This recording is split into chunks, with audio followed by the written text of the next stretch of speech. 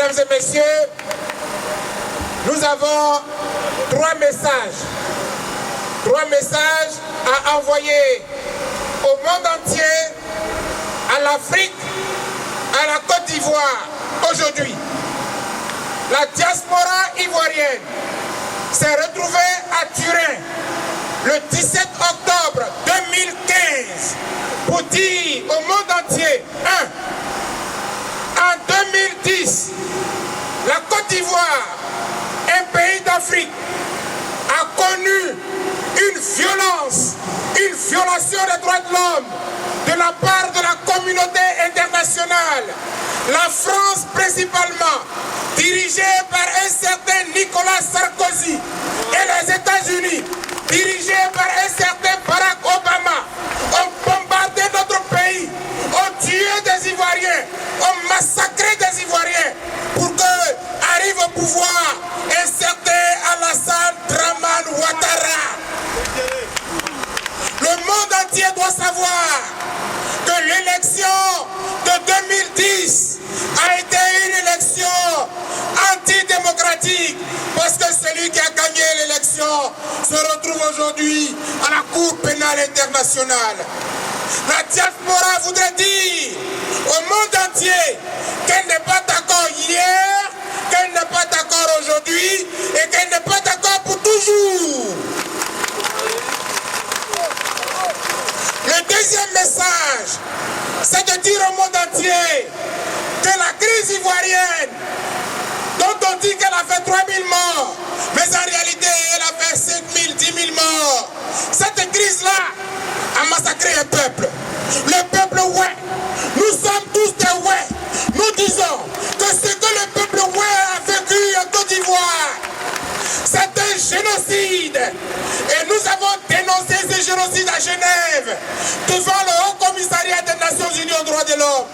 Nous le dénoncerons toujours, parce que les 27 mars, les 27 et 28 mars 2011, le Haut Commissariat, la Croix-Rouge a révélé au monde entier que près de 850 filles, 850 filles, 850 fils de la Côte d'Ivoire, les ouais, ont péri, ont été massacrés par les troupes de M. Alassane Dramane Ouattara. Qui va rendre justice? Qui va juger les ouais? Qui va juger pour les ouais? Nous sommes venus aujourd'hui pour que le monde entier sache. En 2010, il y a eu une élection mal gérée. En 2015, il paraît qu'il va encore y avoir une élection. Elle sera encore mal gérée. Le peuple ouais est fatigué de payer pour la Côte d'Ivoire. Nous disons non au massacre.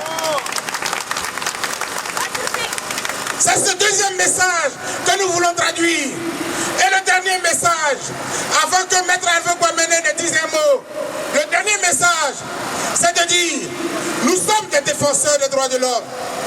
Nous sommes des partisans, des militants de la démocratie. Mais la démocratie a des règles. Quand on veut aller à la démocratie, il faut que les règles démocratiques soient établies. La Côte d'Ivoire s'apprête à aller à une élection où la commission électorale indépendante n'est pas indépendante, où le Conseil constitutionnel n'est pas juste, il n'est pas crédible, il n'est pas légal. Parce que à l'intérieur du Conseil constitutionnel, à la tête, il y a un certain rebelle. Et M. Ouattara, il n'est pas éligible et il s'apprête à être à cette élection-là.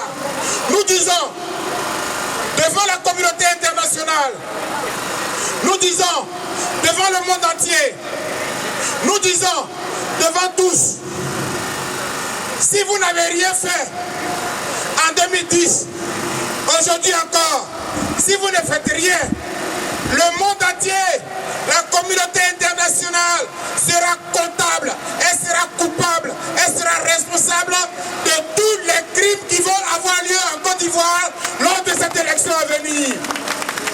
Chers Ivoiriens, soyez debout.